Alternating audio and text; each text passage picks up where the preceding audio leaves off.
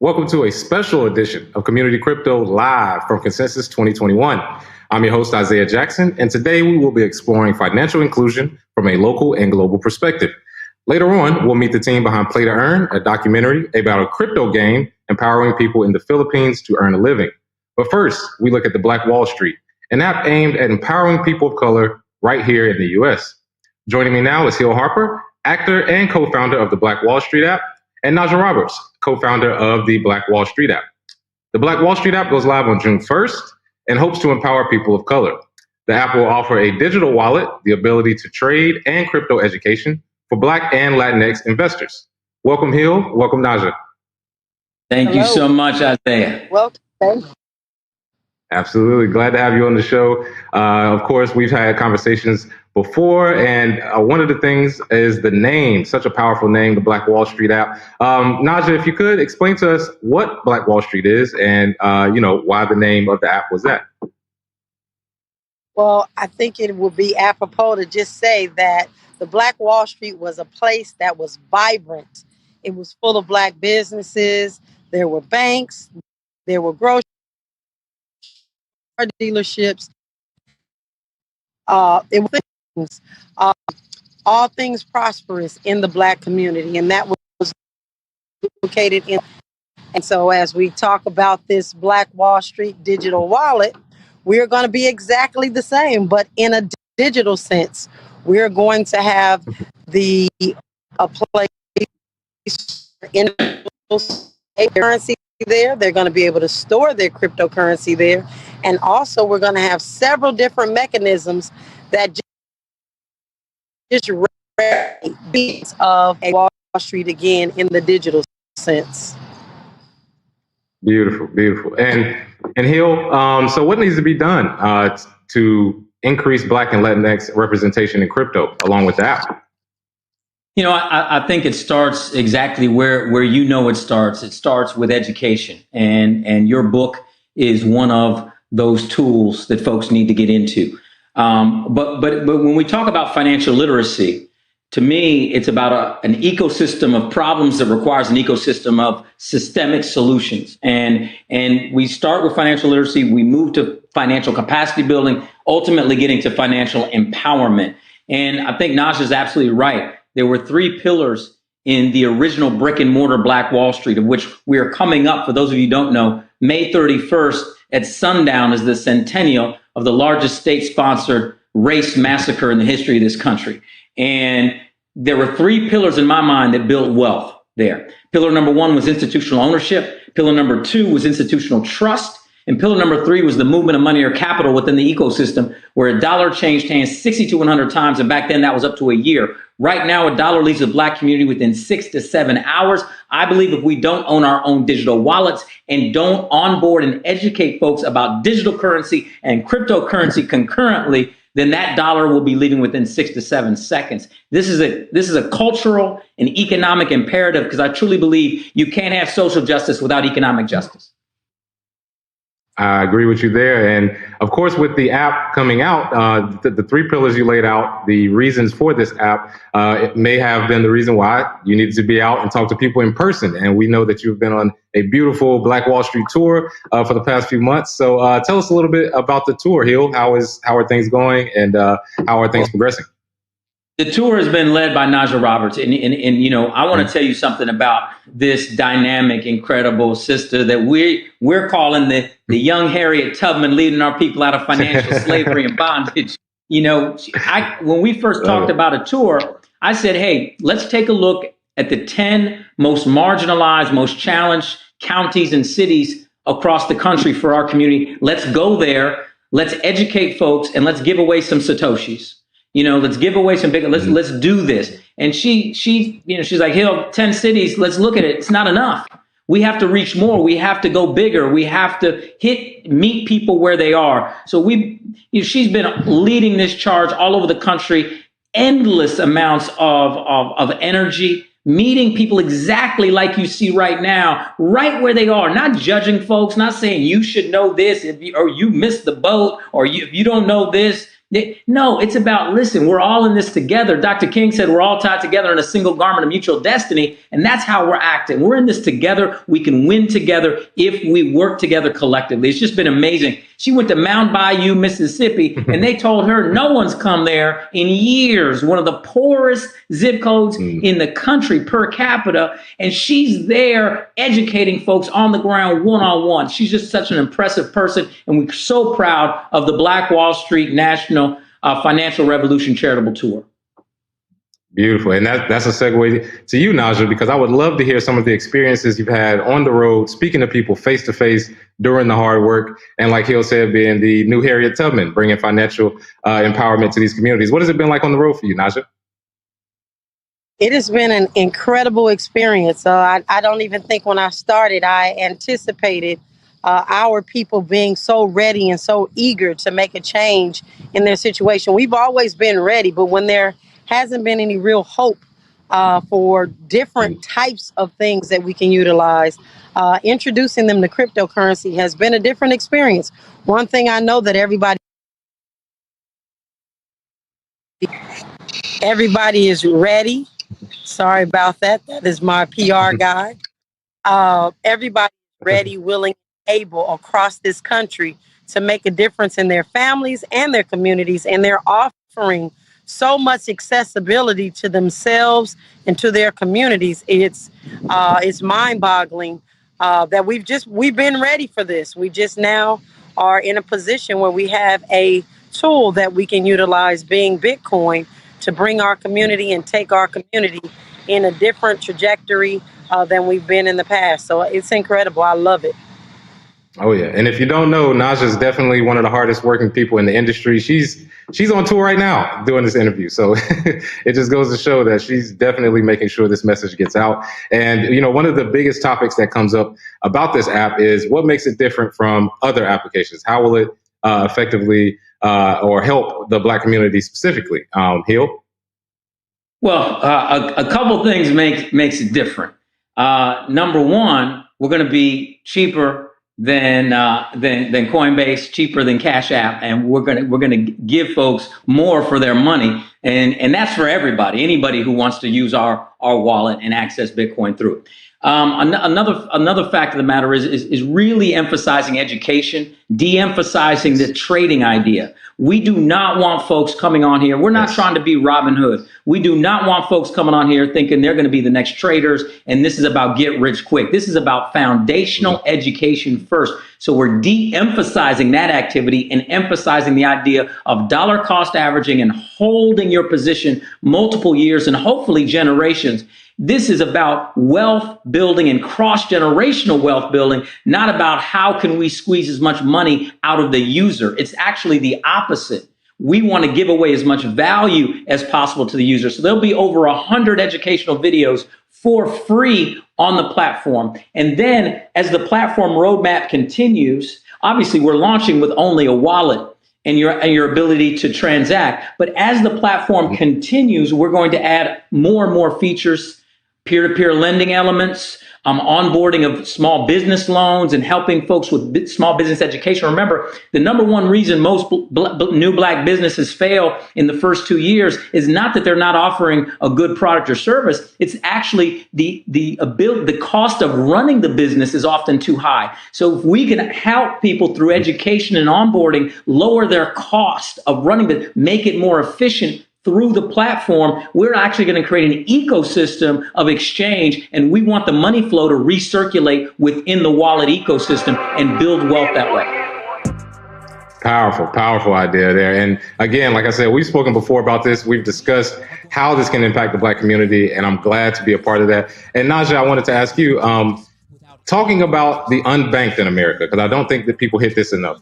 The unbanked in America are unable to, get bank accounts, have access to the financial market. How do you think this will impact people using the Black Wall Street app?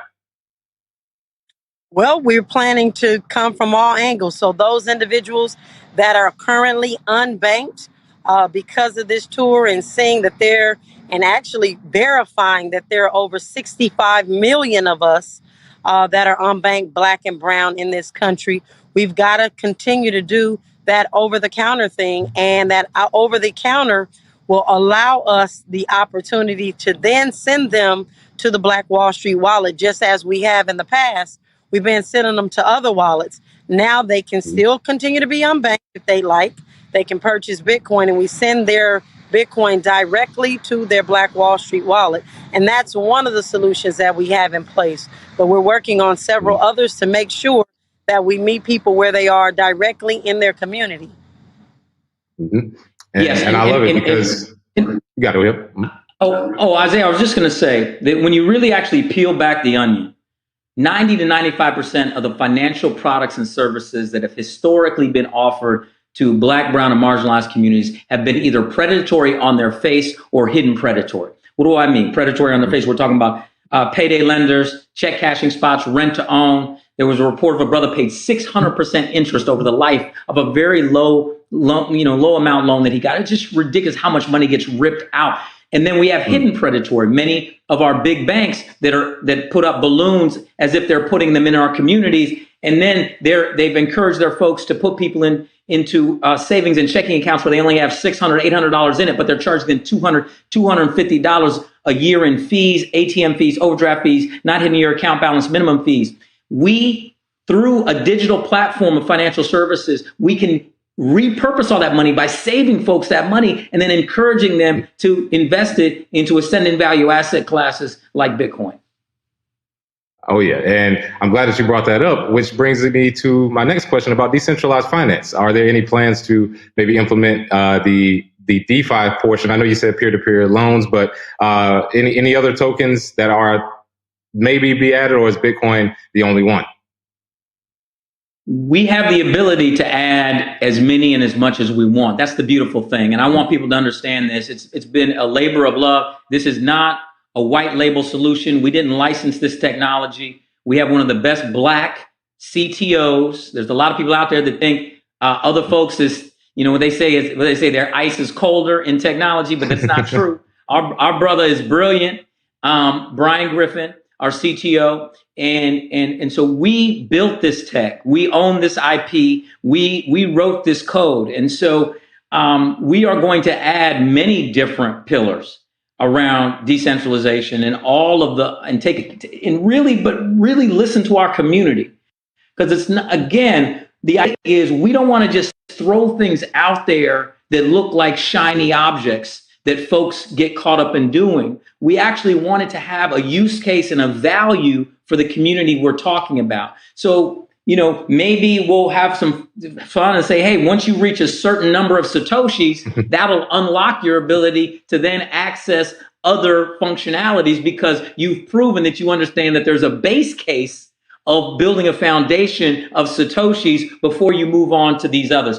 We don't know exactly how we do it, but the beautiful thing is the tech exists that we could just flip a switch and offer a number of things. But we want to be very judicious and selective about that because we don't want to set our people up to fail because they've been burned so many times. The last thing we need is for 2 months, 3 months from now, someone to say, well, Hill, on your platform, I got into Space Moon, Shibu, and Doge. And man, I've lost everything. I couldn't unload it. And man, you told me you were going to build wealth, but you took you aided and abetted in taking my wealth. And so we don't want to aid and abet. We want to educate, inform, and uplift. And that's the point I wanted to get to was that the tech is there, but people need to realize if you're a beginner, you should be sticking with Bitcoin as far as dollar cost averaging and building. And one of the things that's beautiful about Bitcoin is the ability to transact globally. Naja, are there any plans to have maybe Nigeria or Ghana or other countries where you can do international trade on the app? I would say yes, but you know what? We've got such a need right here in the United States. I think that if we start here and we get a strong foundation, we can scale this wherever we are in the world. I think it's an incredible opportunity.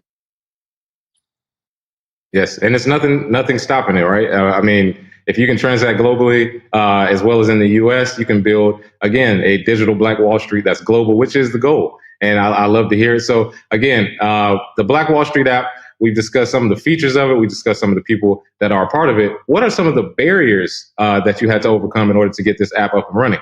Hill? Well, I'll tell you, there are a number of barriers to entry, and not the least of which has to do with cost factors, right? And the idea, and what I've noticed in the space of launching a fintech, that when we talk about getting funding for diverse founders, whether it's people of color, Black folks, women, founders, what I've learned is that there will be a stream of funders who come, but the criteria that they use is an unequal criteria. In other words, they discount valuations, so they want a higher percentage ultimately of your company for less money. And here's the kicker that I never realized before was that they want a value prop out of the gate. Where I think a lot of these young kids coming out of Stanford with a hoodie, they're like, man, you don't need to make money for the first 5 years because we know you're building an ecosystem. It's all good. It's the Jeff Bezos model. Lose money, give away value for years. And then at some point, it's going to be an amazing amount of value because you have this massive ecosystem. But for diverse founders, women, people of color, they're like, so you're going to charge a membership fee, right? No. Oh, okay. So okay, I got it. So you're going to launch with a card, and you're going to add on your fees on top of the card, that card, the debit card. No. Okay. So I get it. So you're going to charge more for the Bitcoin, and you're going to have really high exchange fees and all of that, so you can make up. No. Nope. So where's your value? I said the value's in the people.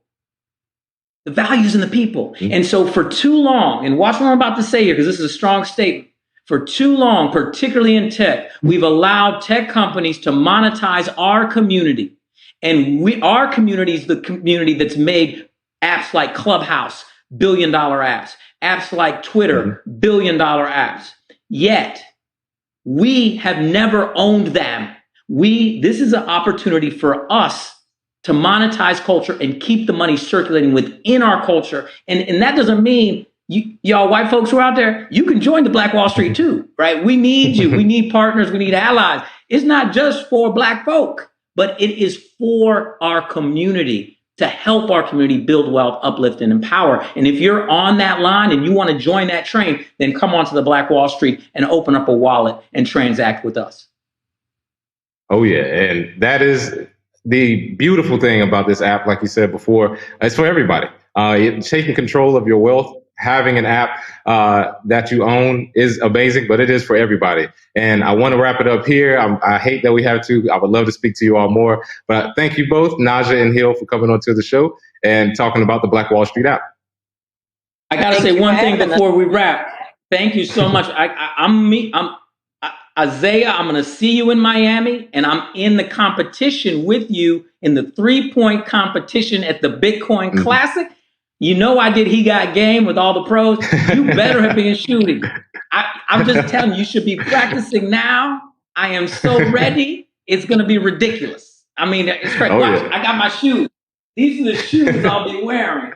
See, my red, black, and green shoes. Get ready, brother. I'm going to practice as soon as I get off here. I gotta make sure I can't lose to Hill Harper, man. I can't do it. But thank you all for coming on. Man, I haven't shot a basket in 15 years. I don't know what's gonna happen. Thanks so much. Thank you both. Have a good one. All right, thank you. All right, you too. Thank you, Naja. Oh, yeah. And that was Naja Roberts and actor Hill Harper, co-creators of the Black Wall Street app, launching on June 1. We're going to take a quick break, and when we come back, a crypto game empowering people in the Philippines with the funds to pay their bills and put food on the table. And a reminder that Consensus is still in full swing, and Binance's CZ will take the main stage tonight.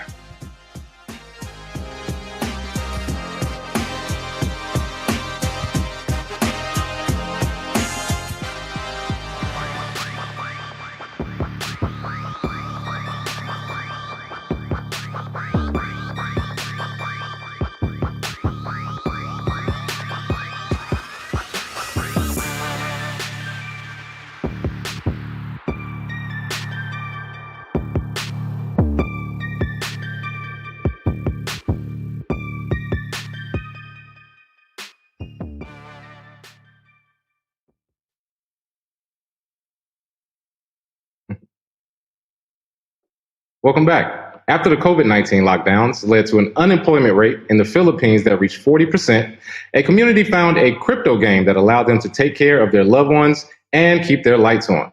Axie Infinity has been downloaded more than 29,000 times in the Philippines and is generating a life-changing income for people. Let's take a look at the clip. In August 2020, I wrote a story for the crypto news publication CoinDesk about a video game that was putting food on the table for families in the rural Philippines who'd been affected by the COVID-19 pandemic. In Cabanatuan City, Nueva Ecija, a rural province known for its rice fields and tens of thousands of tricycle drivers, one community got hooked on an NFT game called Axie Infinity. Earning an in-game reward token called Small Love Potion, they'd swap it for other cryptos like Ethereum to cash out $300 or $400 a month. For some, that's more than they were earning before they lost their jobs and went into what would become one of the longest lockdowns in the world.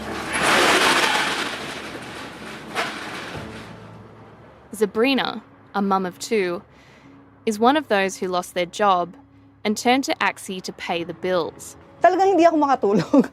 Kasi iniisip ko bukas, eto na lang yung pera ko. Siyempre, naging thankful ako kay Axie dahil kahit papano, natulungan niya kami.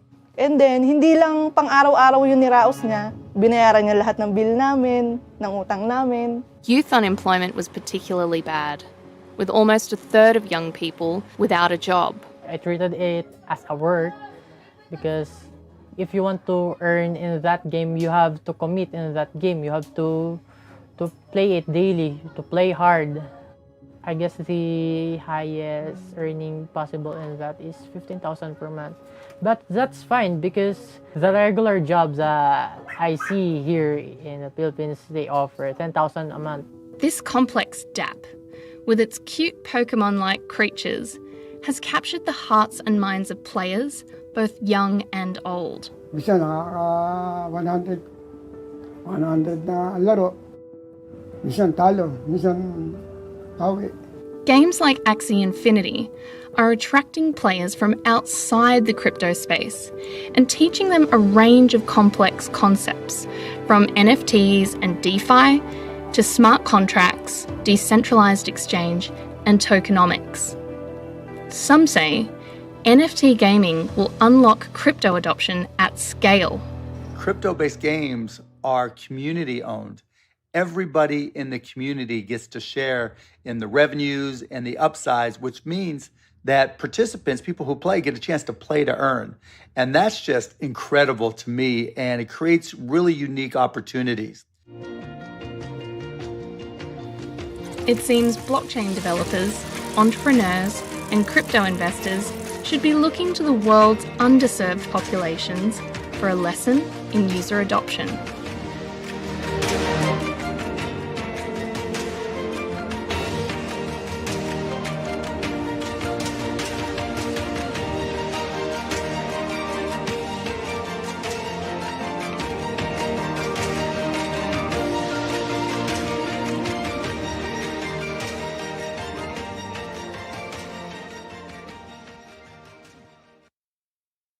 Joining me today is Play to Earn producer Leah Callan Butler, Axie Infinity co-founder and COO Alexander Larson, and Yield Games co-founder Gabby Dazon.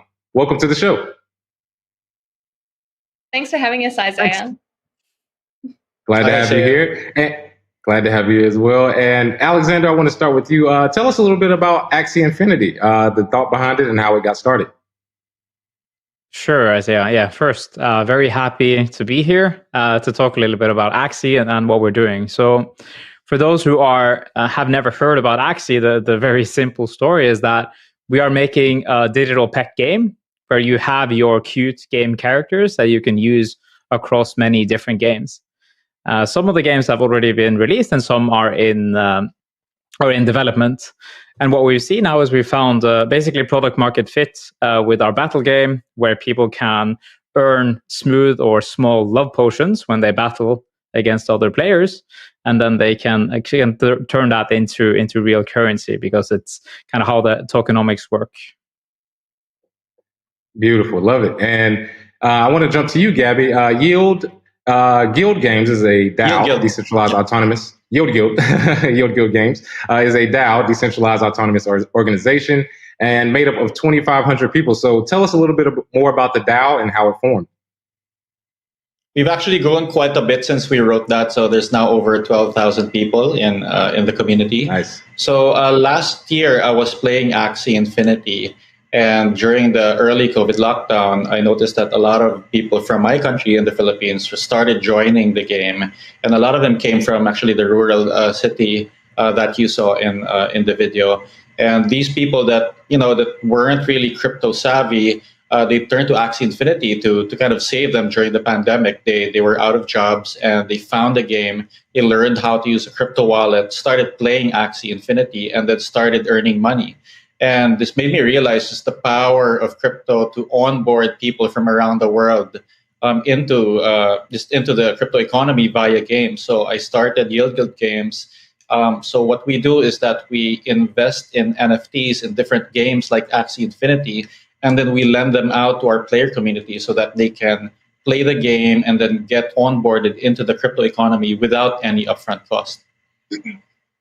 Oh, yeah. So, again, I'm glad you said that. The gamification of the crypto market has definitely brought more people into the space, which is why I love this idea. And Leah, going over to you, you were on the ground, you were with the people. What was it like? What was the sentiment like of the people that use this game?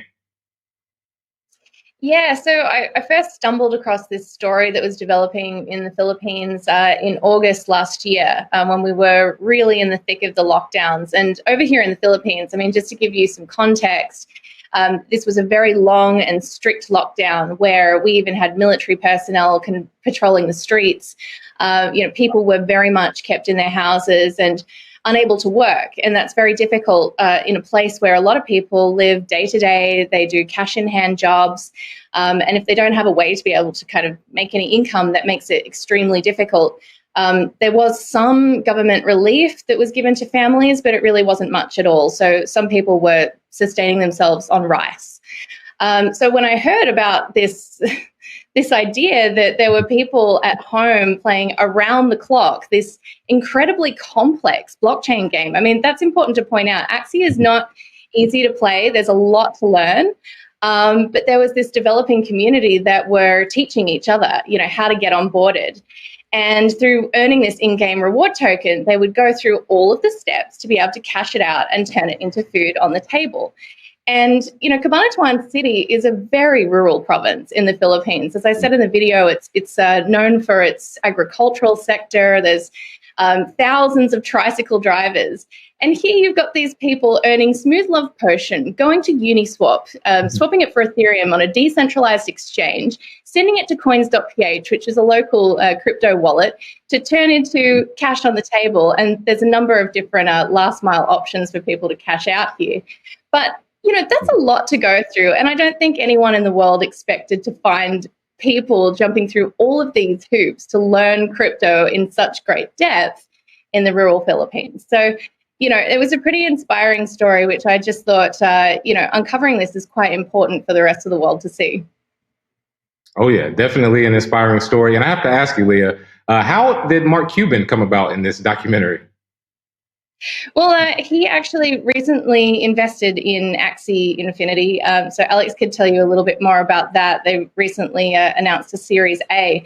But he was introduced to us through Delphi Digital, Anil Lalla, who was actually working with us on the documentary.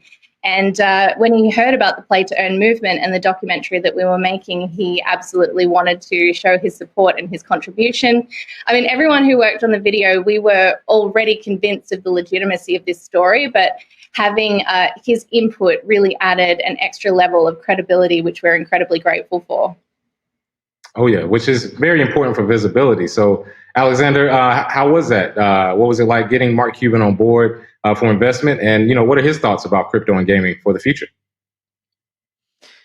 Yeah, I think Leah touched upon it there. I mean, sometimes when people hear about Axie Infinity and the opportunities it enables for players, it sounds like it's too good to be true. And I think that's because a lot of people have actually gone through the crypto space and been scammed a little bit. So they don't understand, where the value is being created. And in Axie, it's kind of very simple, because rather than us, the game studio, taking all the value for ourselves, we're actually sharing it with the players. So whenever an Axie character is generated, like, there's a small cut that we take, and then there is the cut that's required for smooth love potions. So that's kind of where the value is generated. So the players are kind of co-creating the universe with us. And that, I think, is what makes it so appealing for large investors like Mark Cuban, who really understands that there is some kind of value creation here, that people actually want Axies. It's not just because they necessarily only want to sell it.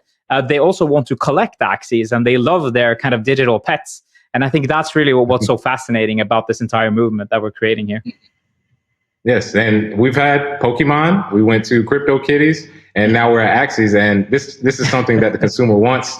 I'm glad that this is available. And I want to jump to you, Gabby. Do you think this idea can be incorporated in other places, or are there plans to incorporate it in other places which may have had the same issues?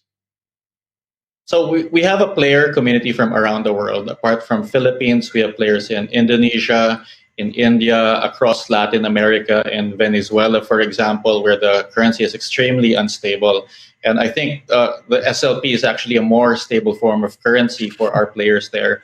We're starting up a player community in Brazil as well. So yeah, I think the same thing applies across a lot of the developing countries around the world. Oh yeah, and in these developing countries, from what I saw, was mostly adults that were playing the game for income. But what do you think the implications are for kids to be able to make money playing games directly? What do you think, Gabby? So my 12-year-old son actually plays the game and has made quite a bit of money that I don't have to give him allowance anymore. Of course, when it comes to cashing out to fiat money, then they would need their parents for that. But yeah, it turns money into basically a video game and gives them lessons on economic supply and demand, scarcity. So my son has definitely learned these monetary concepts because of playing games like Axie. Oh yeah, and when I was younger, my mom used to yell at me about video games and say, "You'll never make money playing video games, so get off of it." Not true for this generation, right? So That's right. Leah, I want to jump to you. Yeah, exactly, and Leah, I want to jump to you. How do you think NFTs will affect the gaming industry in the future? Do you think it will be the dominant form of the way games are played, or do you think it will sort of be small communities that do it, but not mainstream? So great question. I just wanted to add on to the last thing that you mentioned in terms of age, though. You might have seen in the video, there's actually an elderly couple that play the game, and it's sort of become everyone's favorite character. Not everyone, but a lot of people say that they love Lola and Lolo from the video. They're 65 and 75 years old, play Axie all day. And I think that has really changed people's idea about who video games are for and who could actually get enjoyment and also monetary value out of this game. We've had a lot of people sort of say, oh, when I saw the elderly couple playing, I thought, oh, I can do it too. So yeah, it's actually for all ages, which is super cool. In terms of NFTs, look, I think we're at really early stages. Gabby is the best person to talk on this topic, but we're really only just starting to see all the potential use cases. As the guys mentioned before, I think gaming is an incredible pathway for user adoption because gamers really understand that notion of the value in digital assets. Whereas I think some people outside the space are still kind of wondering, like, oh, why would I pay for something digital? Or, I could just screenshot that. But gamers are already kind of in that space where they attach real value to their digital items.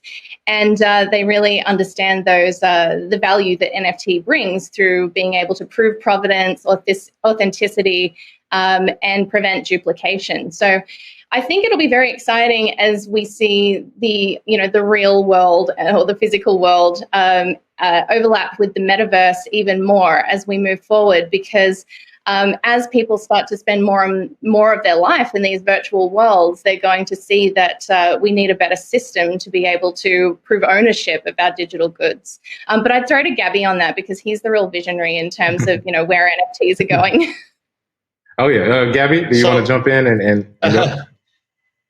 Yeah, I do think more and more games are going to incorporate NFTs in the future. Especially, I think the trend will be going from free to play, wherein people can download a game and play it for free, to play to earn. So I think we're going to see games beyond Axie really incorporate these elements, especially as incorporate crypto wallets and NFTs inside the games. Like, I think a lot of the jobs in the future will be in the metaverse. You could be a player, you could be a level designer, you could be creating avatars. These are just a number of the jobs that people will be doing to earn money inside video games and virtual worlds. Oh yeah, and we can see it coming. I mean, here on our show, we actually did an entire interview in the metaverse, and that's one of the best parts. Is if you want to do something in the metaverse, we can do it. Anybody from around the world can join. And Alexander, I want to jump to you. Do you think NFTs and digital assets in the metaverse will outperform, or I should say, outdo the physical world at some point? Yeah, I mean, when we started with Axie, it was early in 2018, and we were pretty much convinced that that the gaming space would be changed forever by NFTs. And I think that it's natural for it to happen within the gaming space because it's so natural for players. I mean, we've already had game items forever, but like when you have a game like Axie NFT, you can use it inside the game. Meanwhile, for an art NFT, the use case is not really that clear. Like it doesn't really make as much sense as with something that you can immediately use. So with that sense, I think gaming assets is the thing that we will see gain adoption first. And then eventually, as kind of the space grows, I think it's only like only our imaginations can see where this will go, because like NFTs are just a new medium to store things. Actually, like we've never seen this before, so it's pretty hard to judge exactly where it will go. But I think we're seeing just the tip of the iceberg, and everyone who's building inside the space should be happy, because we have a chance to truly define the future here. And it's I hear a lot of people say that the NFT space is a little bit the same as kind of the early Bitcoin space in 2011, 2013, because everyone is eager to teach you what's happening. They want to teach you, like, how do I use this thing? Like last year, so many players received free Axies from other players just because they wanted to learn about it. Wow. And I mean, I couldn't even give away free Axies to some of my friends because it was so hard for them to get started. And I believe that was the same thing that happened in the Bitcoin space, right? You needed to kind of push people to get these assets because there were so many hurdles. But we're slowly but surely kind of moving away from all these hurdles and making it easier for people to onboard into the space. And that's what we're working towards in Axie and Sky Mavis.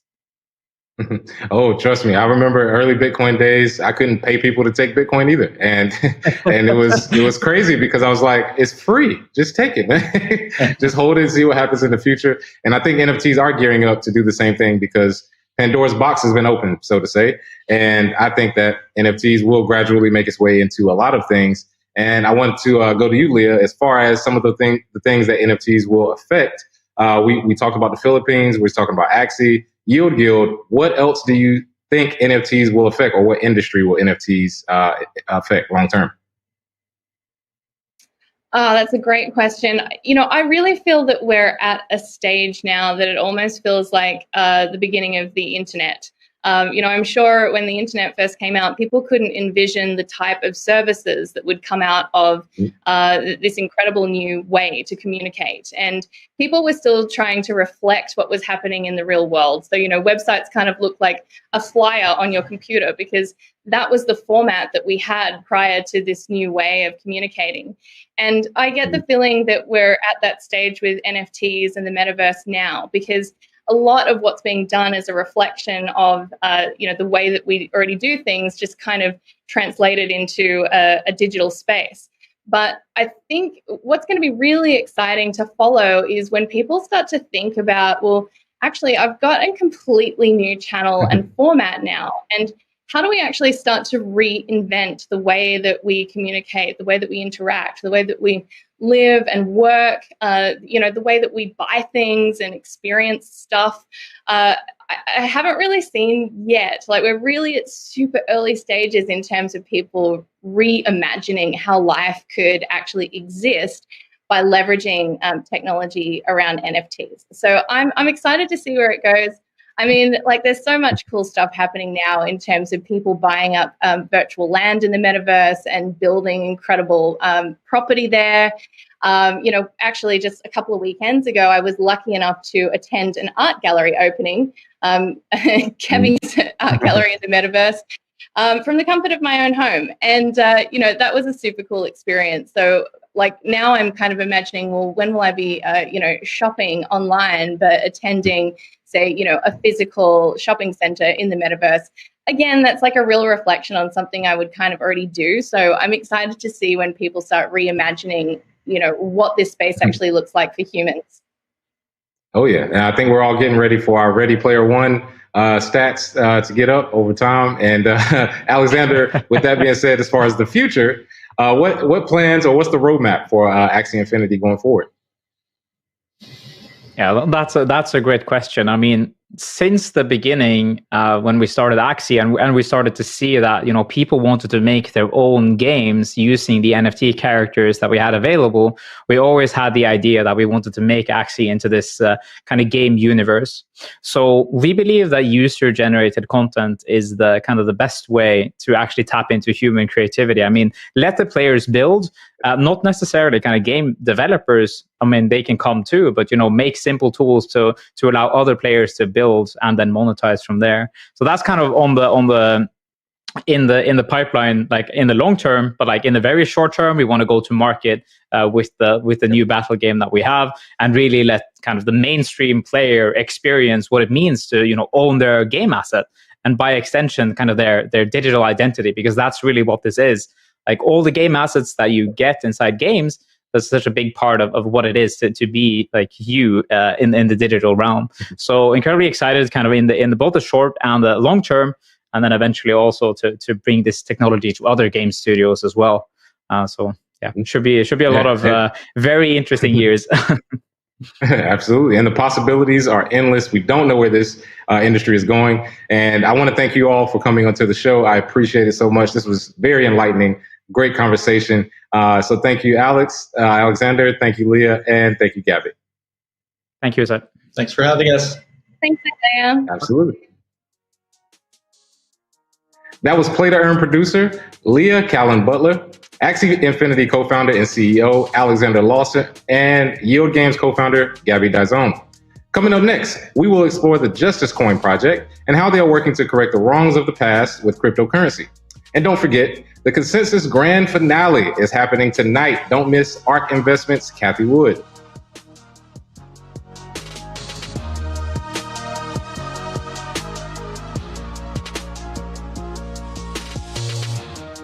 The financial world is evolving fast, and we're adapting to meet the new demands of this growing industry. That's why we're introducing Desk, an integral part of this modernization. At Consensus, you can earn Desk by completing a variety of fun tasks, such as attending virtual networking or interacting with our online event platform.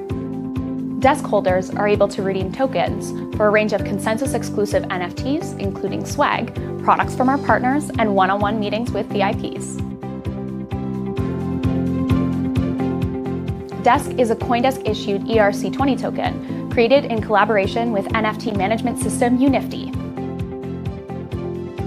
It's hosted on an Ethereum-based testnet called Rinkeby. Desk does not have a monetary value and cannot be traded for other digital assets or fiat currency.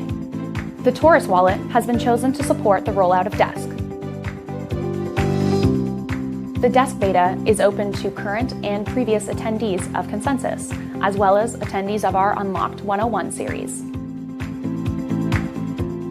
All you need to do to start earning is head over to coindesk.com/desk, enter your email, and claim using your access code. Make sure you're registered for Consensus by CoinDesk 2021 to get in on the action.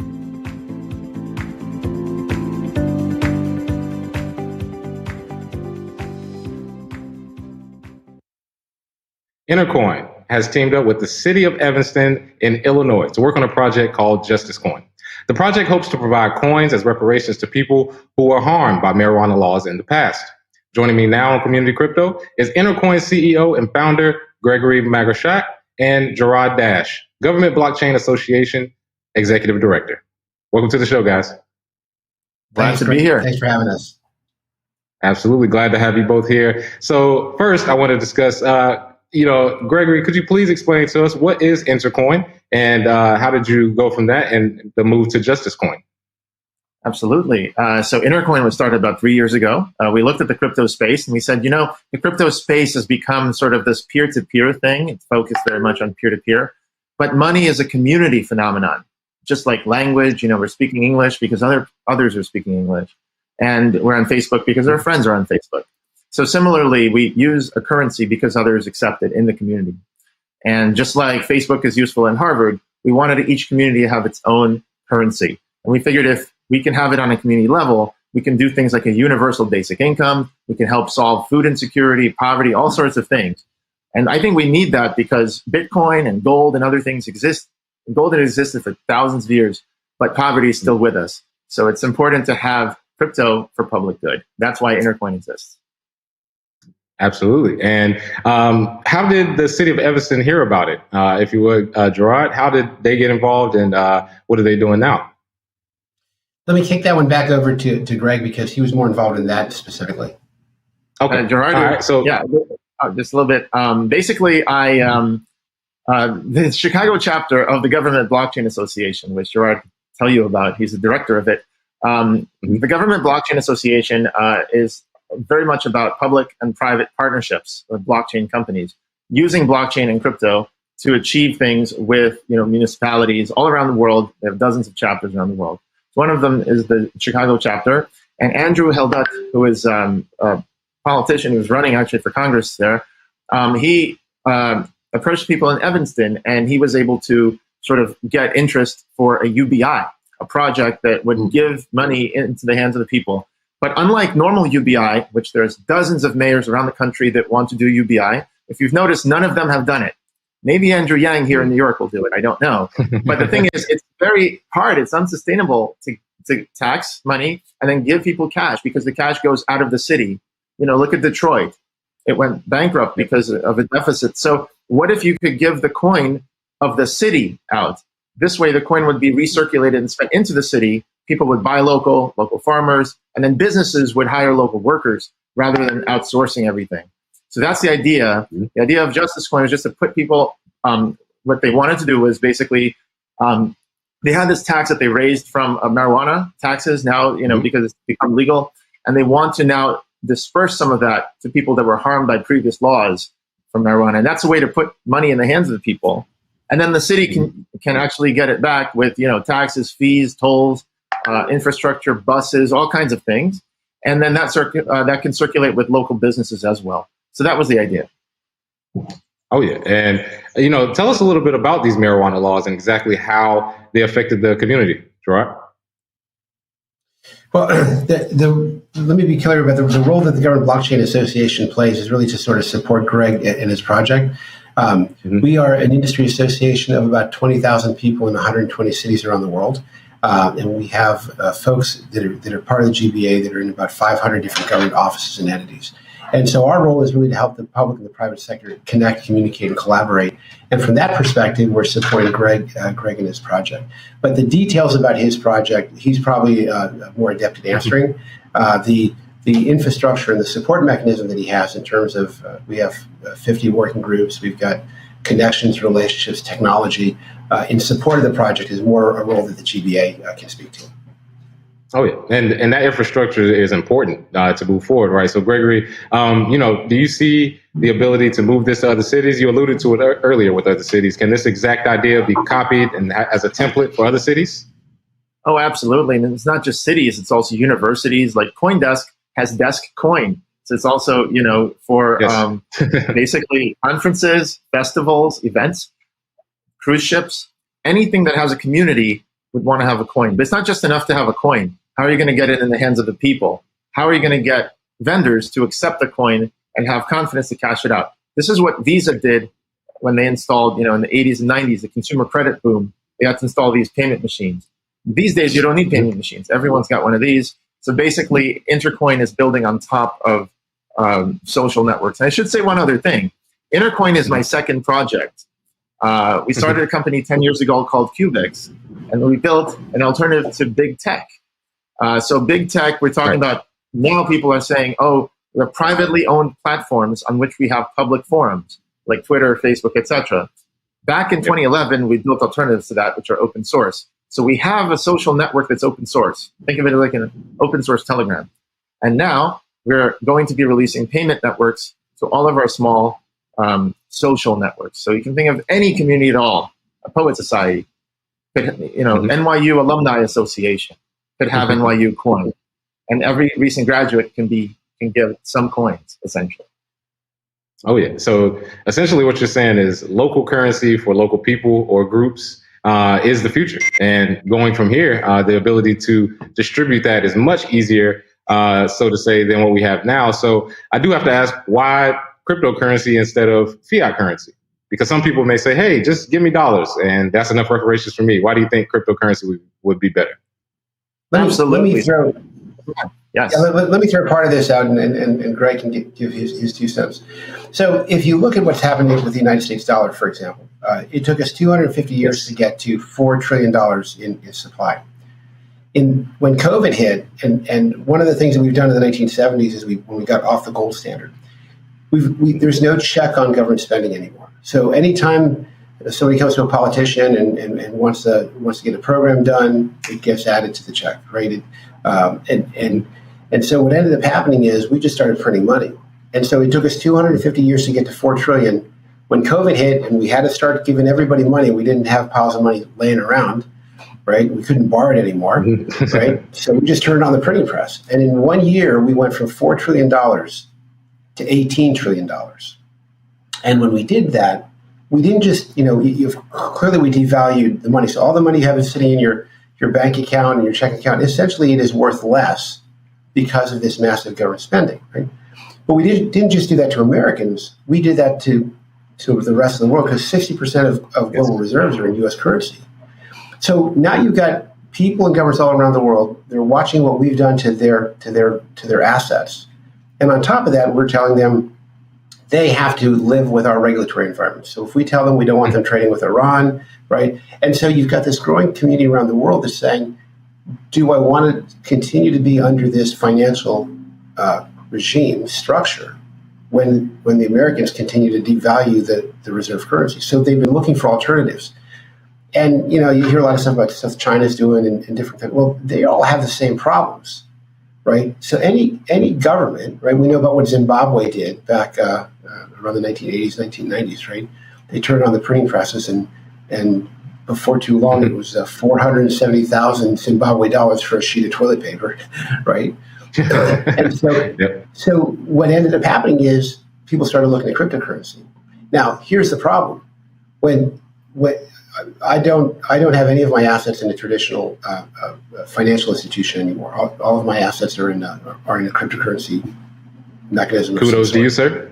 Kudos to you, sir. Well, so what ends up happening is when people start using that as a store of value, and they start using things like Intercoin for local transactions, and we can get into technical stuff, but as the demand for the dollars diminish, right, the value of those dollars diminish, which put more value into the cryptocurrency. So, you got guys like Michael Saylor who said, look, I'm putting my money in cryptocurrency because it's the dollar is a melting ice cube, right? Look, I love my country. I spent years in the military. I hope we do well, but unless the government can control spending, the two realities don't change, is that the dollar and fiat currency continue to erode in value, and these cryptocurrencies are an alternative, which is why something like Intercoin potentially is an alternative that a lot of people are looking at. Absolutely. And Gregory, I'll let you finish it up here. Like he just said, the constant printing of money has devalued our currency, and using cryptocurrency as a way for reparations. Do you hope that other cities learn from a project like this and adopt it sooner than later? Oh, absolutely. Look, Michael Tubbs in Stockton, California is very big on UBI. I think it's a great idea to give people the consumer choice where to spend their money. The problem is, and to answer your question also, is that if you give them federal dollars, they will leave your city. Okay, there's plenty of things to buy out of the city, and it's not sustainable. And that's why every single mayor on that list, dozens of mayors for guaranteed income, they have basically so far failed to create a UBI. The only UBI that ever existed in the United States long term is Alaska, and that's funded by oil revenues. They need to build their own coin, give out the UBI in their own coin, and have a fund that recirculates and just backs the coin, because then that's sustainable. Giving out money and then having a giant hole ripped in the bottom, that hole that Andrew Yang talks about will exist in UBI if everyone's sending it to Amazon, eBay, Robinhood, and everything else. And the shareholders of companies get it. What we need is the people on the ground, the people working, the people raising their families. They need to have trade with one another and serve one another. And that's what this is about. This is about local. It's about a libertarian vision of having local communities be self-sufficient. And you know what? If the complementary currency fails, they'll always have the dollar anyway. But it's important because in some pockets of the country, there's not enough dollars and people are going to be sitting home. A plumber's going to be sitting home, not fixing a leak because there's not enough money. You want to fix those, plug those leaks, no pun intended. And that's what Intercoin does. If people want to find out more, they can just go to intercoin.org. And there's plenty of stuff. We have former regulators, economists. I interviewed Noam Chomsky on our channel. There's a lot of people they can listen to. Oh, yeah, absolutely. And I encourage everyone to visit that the website and to join in on the fight to have local cryptocurrency. And I want to thank you both, Gregory and Gerard, for joining our show today. I appreciate you both. Thanks. Thank you. Have a great day. Absolutely. That was CEO and founder of Intercoin, Greg Margashak, and Government Blockchain Association Executive Director, Gerard Dash. And that's it for Community Crypto. Thank you to all the guests who joined me today. I'm your host, Isaiah Jackson. And don't forget, everyone is talking about Tom Brady and Sam Bankman-Fried, who will be closing out Consensus 2021 tonight. So head over to events.coindesk.com to make sure you don't miss it. After that, the host of The Hash will join you on CDTV at 9 p.m. Eastern. And next week, we are back to regular programming. Community Crypto airs every Thursday at 5 p.m. Eastern on CoinDesk TV. Thanks for watching.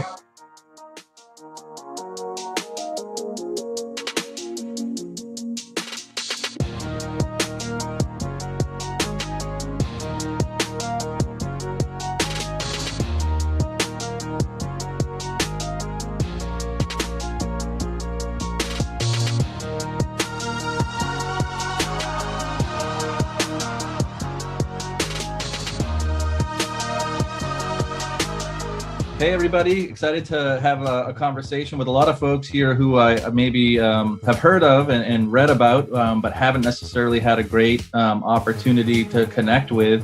So I'm kind of psyched for this conversation. When Adam was telling me who was going to be on the panel, the first thought that I had is like, what kind of unifies this panel? And for me, a lot of what unifies the panel is that we're all sort of all in this space, maybe at least so me. You know, I've been around for a while, but Marguerite, you started the whole company based on this a while back now. Whale Shark, you came in and, you know, went all in and, you know, bought up a lot of the early work when other people were still not really sure if this was a thing.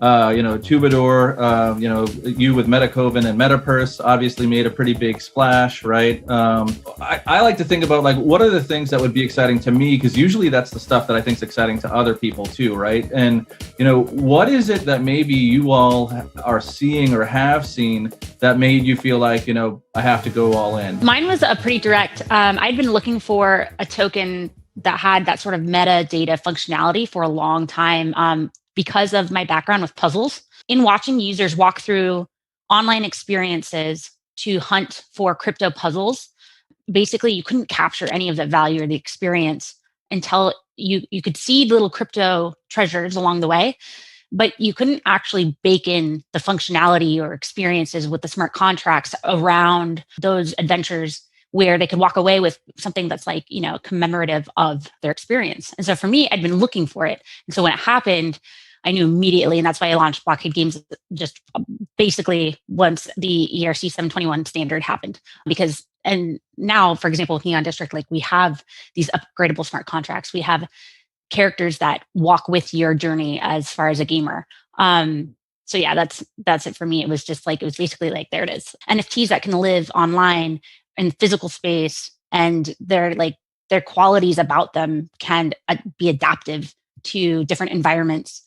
that is what I get excited about in the technologies, like for the tech. The ownership thing, sure, like speculative nature, but do I get excited about that? I mean, not really, but it is cool. It is cool. It's just kind of like step one, though, when what's possible. Like I'm thinking about all the really cool stuff we're all going to be building. I think that's the way most people also look at the blockchain and the NFT space. And it says a lot about how Marguerite approaches the space, in fact.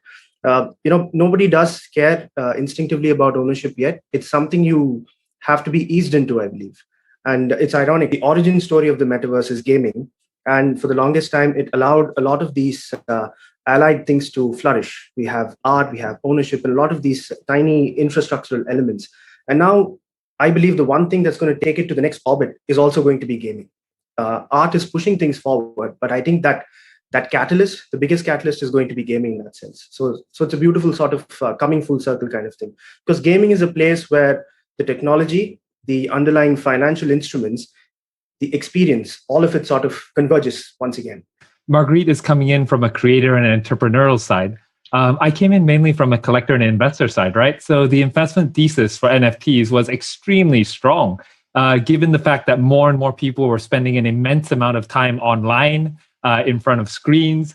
I think for me, going hard and going, really all in early on, it was just a natural progression of what was to come with this digital society. Now, given that, to the point that, you're seeing a blurring of all of these different types of digital assets as well as digital platforms, I think it's fantastic, right? I mean, when you look at the metaverse today, you have platforms where you can play games, display NFTs, while at the same time also use those NFTs as gaming assets. So I think really NFTs are the things that are really tying all of these new digital innovations together in a single universe. And it's very, very timely as the entire world moves digital over physical. Yeah, I think, where we're going versus where we've been, it's interesting. A lot of, I don't want to be ageist, but a lot of my older friends are like, NFTs, how do I hang it on my wall? Is like the first question and it's like, well, it's, maybe not right to think of it as like a digital version of an analog thing that you hang on your wall. Like there's a lot more to NFTs, and these sort of walls between art and music can kind of bleed together, right? Which I think is maybe a good intro for BT. So the producer of the show actually has set up this opportunity for us to see a new project that BT's working on that I think we're all pretty excited to see. And as a heads up, none of us have heard about this yet or seen this yet. So it's a chance for BT to sort of debut it on this show. I think this is the coolest focus group that I've ever had access to in my entire life.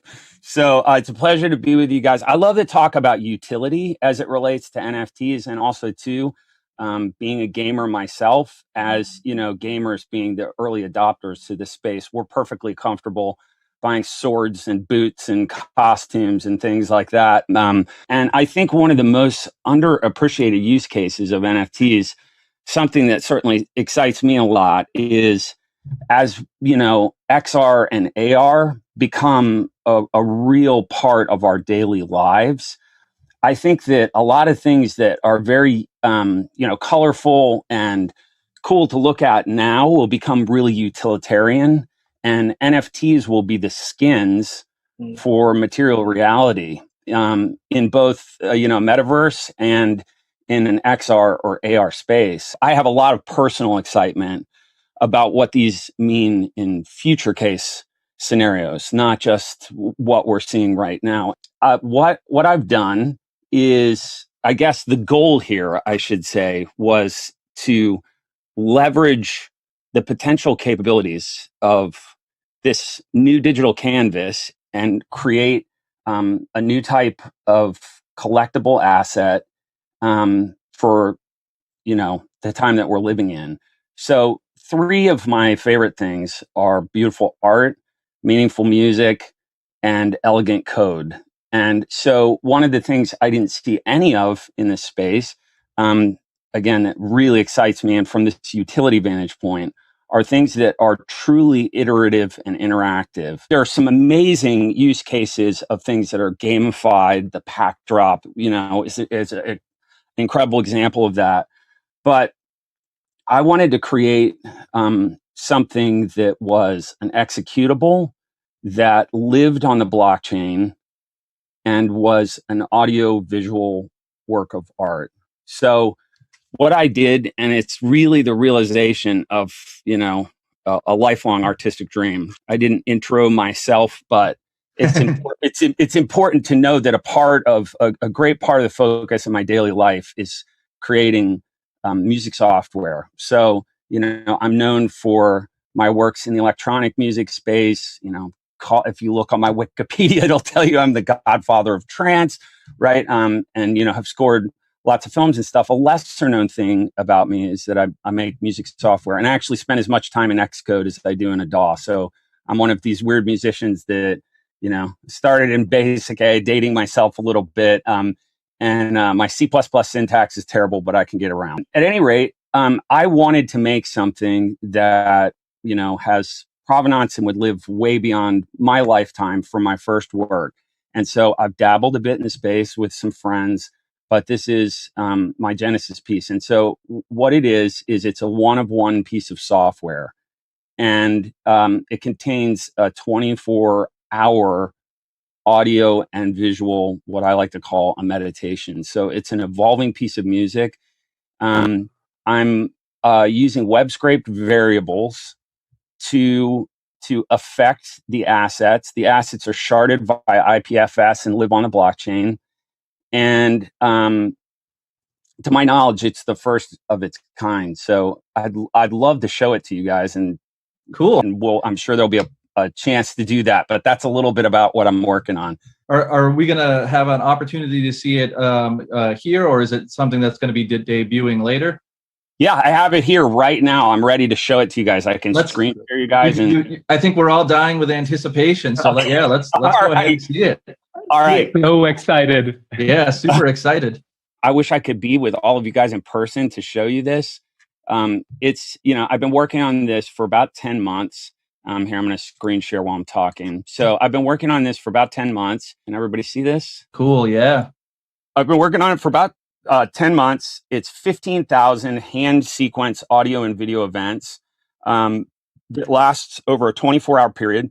So one person will eventually own this, but wherever you are in the world, you'll see different parts of the piece at different times based on wherever you are. And I plan on augmenting the piece over time. I'm going to just unmute it so you can hear what's happening here. Oh, cool. So right now, this is in its nighttime state. It's at 1:13 a.m. in the morning. And this is a cool thing to share. It's the first NFT that puts itself to sleep at night. So it has a sleep cycle. It goes to sleep at 9 p.m. and it wakes up at 9 a.m. And it has a wake up sequence as well too. It also dreams. We'll go to its dream state here. I'm going to go right prior to its wake up, and I'll keep talking. There we go. So this is its dream state, and this piece of music is constantly evolving throughout the night. It's 8 tracks of live streamed audio and 1 track of contiguous live streamed video. And again, all these assets are sharded by IPFS via Pinata and live on IPFS. So it's decentralized at its core, this piece. So don't be confused that I have a time slider here in the final piece. This is just for kind of alpha testing, for bench testing this piece. In the final piece, I've removed this because I don't want anyone to have a perception. It's a quick time. I'm actually going to show you the back end of it too, which is really cool. So in a minute here, or 10 seconds actually, you're going to see its wake up sequence. Here it goes. This is when it boots up first thing, 9 a.m.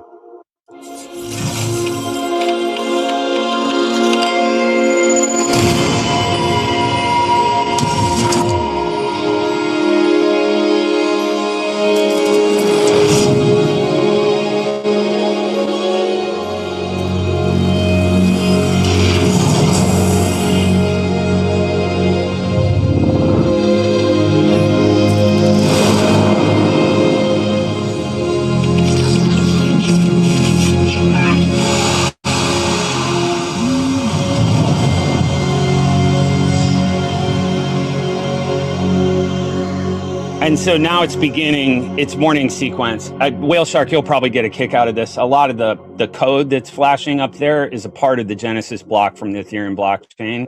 So there's a lot of little fun, kind of Easter eggs like that throughout this piece. So now it's in its morning routine. I'll just jump through the piece a little bit. And again, you won't be able to do this in, when this is shared. So I'm going to jump forward to, it has a state that we call the top of the hour drop. And what that is it functions kind of like a grandfather clock. So it ushers in the new hour on every hour from 10 till 5.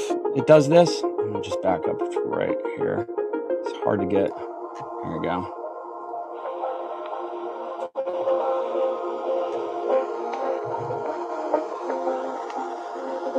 So BT, I don't want to talk over it, but so there'll be like a public version of this that people can access and see, and then is the idea that it's also kind of uniquely tied to the provable owner as well?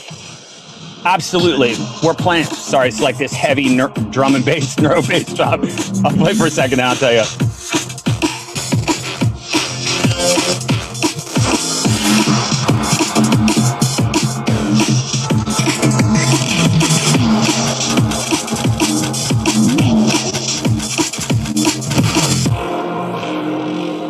So the answer to your question is absolutely yes. There's going to be a living website where there's a version of Genesis.json for absolutely anyone to enjoy. Really, one of the most exciting personal things about this is creating an online installation piece. So the first experience I had creating an installation piece was in Shanghai Disney for Tomorrowland.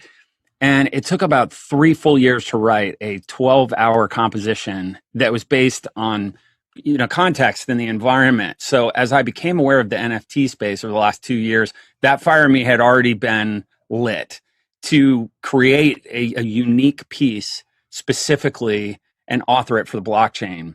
So the idea of a creative work that has both utility and provable ownership for a single person, but can be enjoyed by everyone, has quite literally kept me up at night for 2 solid years now.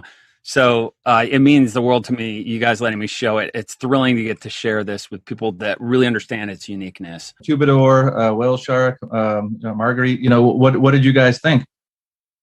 Sure, I've got a quick thing and then I can sort of throw the ball to Whale Shark. I think we have one shared memory. There was a very similar sort of an experience before. I think it was in an async art auction a year ago almost to the day. There's this piece called Day Night by the artist Rutger van der Tas, in which he infused this programmability.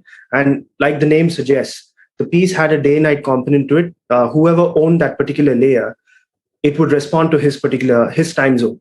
And so Metakovan bought it and he was in Singapore at that time. From that was sort of an inflection point for us also. I mean, this space, for better or worse, has been oriented towards the West, right? And Whale Shark can sort of appreciate that fact. With that one art piece, we sort of made it our own in a sense and felt really at home. And we are obsessed with this aspect of, shared experience, but, provenance and ownership that's really specific. I think this is the one aspect of NFTs which truly sets it apart from anything else that you can find IRL. Whale Shark, what do you think?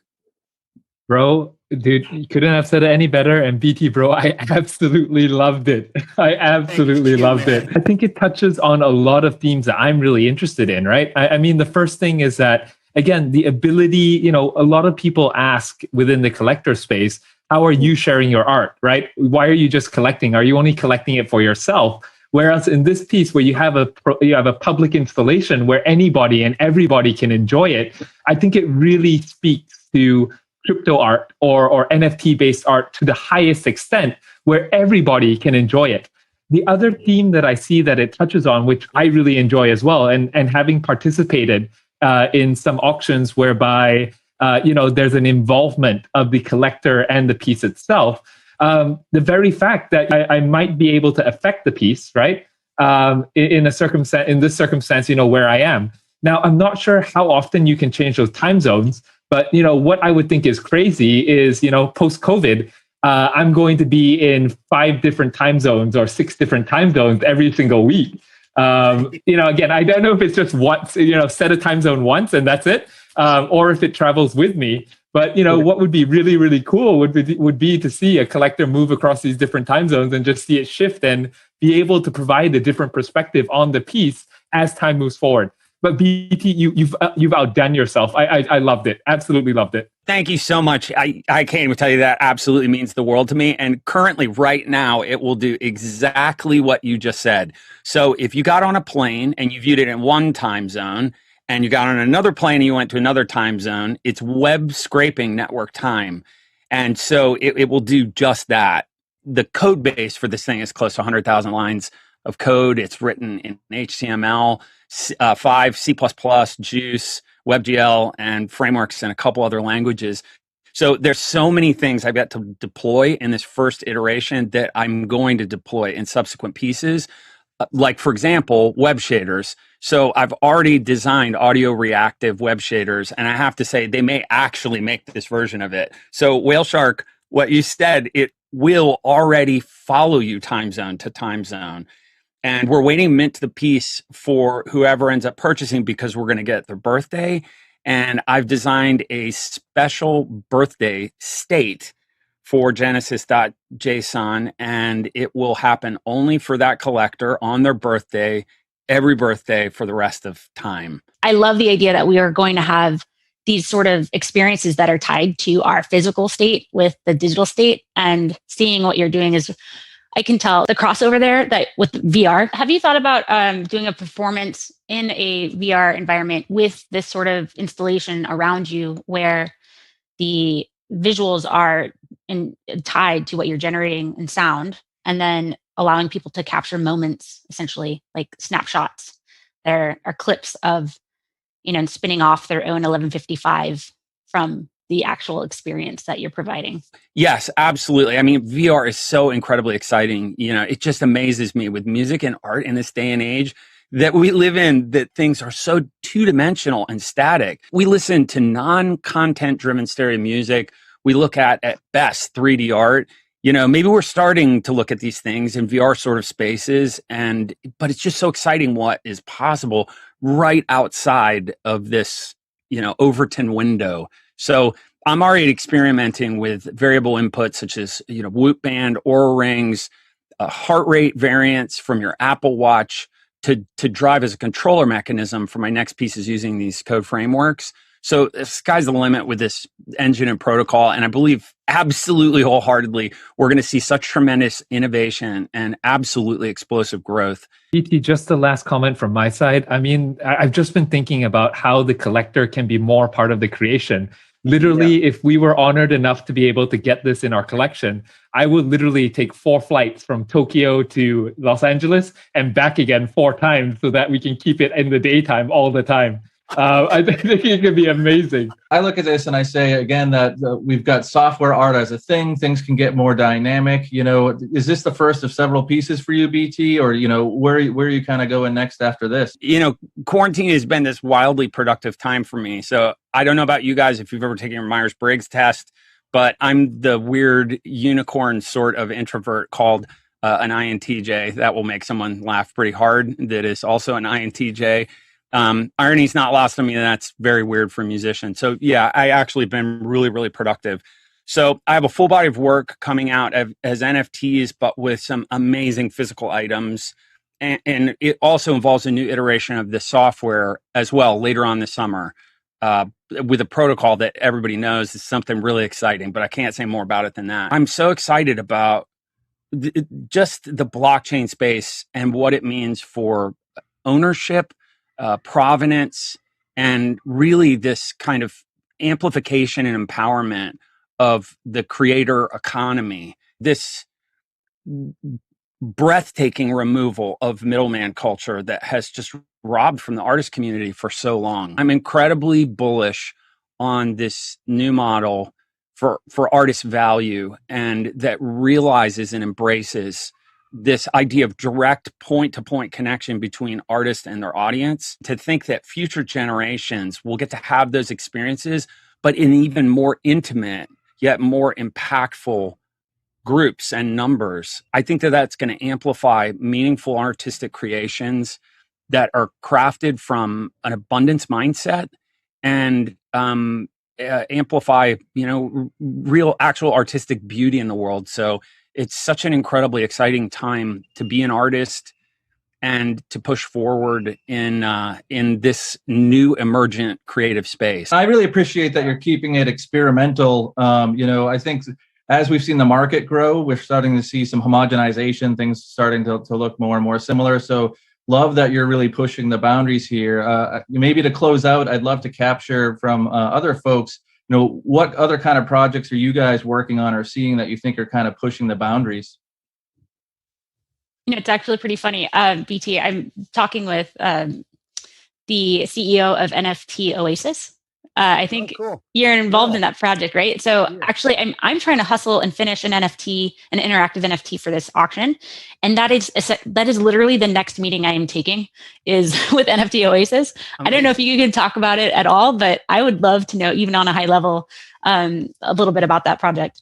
So I think it's better for Will O'Brien to speak to that, but Will's such a brilliant guy and he's a really good friend, and they have built something really beautiful there, I must say. And, clearly all of us are really excited about this idea of a multiverse or a metaverse or multiple interoperable metaverses where we can communicate around art and music and fashion and engineering and coding and all kinds of other artistic works. So I think that places where we can show things that we own, we enjoy, we revere and love these new artistic works, there's going to be an emergent growing popularity of these spaces. And eventually I think we'll probably settle on one as a common kind of rallying and connection point. So I'm excited to watch the space and the innovation in it occurring for sure. And just a kind of last point about this, I think that VR and AR are going to be where we realize the full utility value of NFTs. So it's a really important thing that I'm constantly talking about. I think that that's where the value of NFTs are really going to be realized, is in AR and VR. So from my side, maybe not so much a project, but an overall movement. I can tell you that over the last 2 weeks, the number of conversations that I'm having with true amazing talent in the traditional art world who are looking for ways to make an impact on the NFT art world is through the roof. Literally half my days is spent with traditional art creators as well as world-class collectors within the space. And one of the things that is amazing from my standpoint that I'm keeping an eye out on is that a lot of these people who are coming into the space, they're not just looking to create a piece of art. They're looking to make a statement. They're looking to gamify it. They're looking to really truly embody everything that an NFT can do, rather than just taking a picture of their artwork and uploading it. So that's something that I've been thrilled to see, and it bodes very, very well for the future of crypto art and NFT art in the future. I just want to jump in there and say I love that we've hit that inflection point where it's no longer cool to just upload pre-existing work or our digital files. Love that too. It's lost that coolness. It doesn't even matter if you have a brand, is gone. And now you have to actually do something new and interesting to have a seat at the table for some conversation around your work. And that to me is I'm so glad we're there. I'm so glad everyone's over the fangirling celebrities. One more thing I wanted to sort of say, and this is something that, BT triggered in me, is, I was a little diffident to answer the first question about what brought me into the space, because it's nowhere as, as technically oriented or profound as the other answers, and not as direct either, because I've been in the crypto space for about 5 years now, 5 or 6 years. For the majority of that time, it's left me relatively unaffected. So the last 9 months, something changed fundamentally. And I believe the reason or the catalyst for that change is the access I've had to artists, right? For some reason, the first 3 or 4 conversations that I've had with creators and artists in this space suddenly changed my sense of self-worth. As in, it started to tell me that I was finally worthy enough to engage with art, to be a patron of art, which is not something you feel IRL, right? I mean, at the most, 5 people who are artists, and maybe a couple of them are actually making a living. But here, you're part of this entropy of creation itself, right? Part of that process in some way by being in touch with them. And I think that is magical. And that's propagated by, things like what BT just showed us. Everybody wants to be an artist secretly. Everybody wants to call themselves an artist, whether they're a collector or a CEO or a coder or programmer.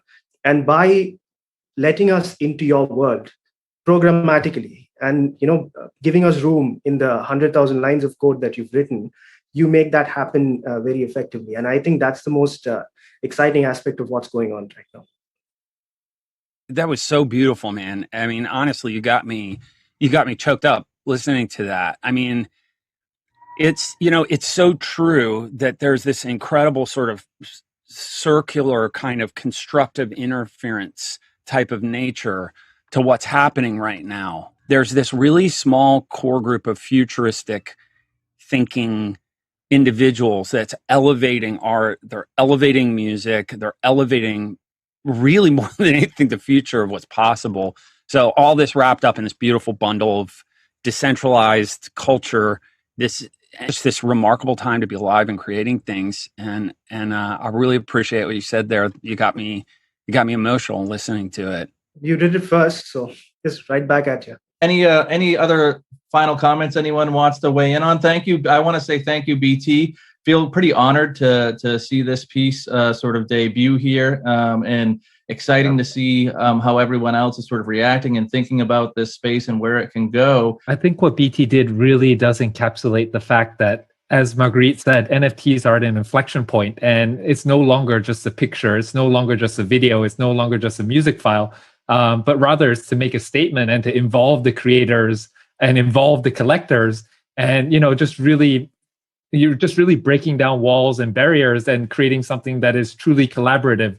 So I was thrilled to see the piece from BT. Bro, you made my night. Thank you, man. Thank you so much. It's just so thrilling to get to share this with you guys, and to hear your reaction to it is like really, it's emotional for me, and it's really affirming. So I really appreciate you guys. This has been so freaking awesome. So thank you for having me. Absolutely.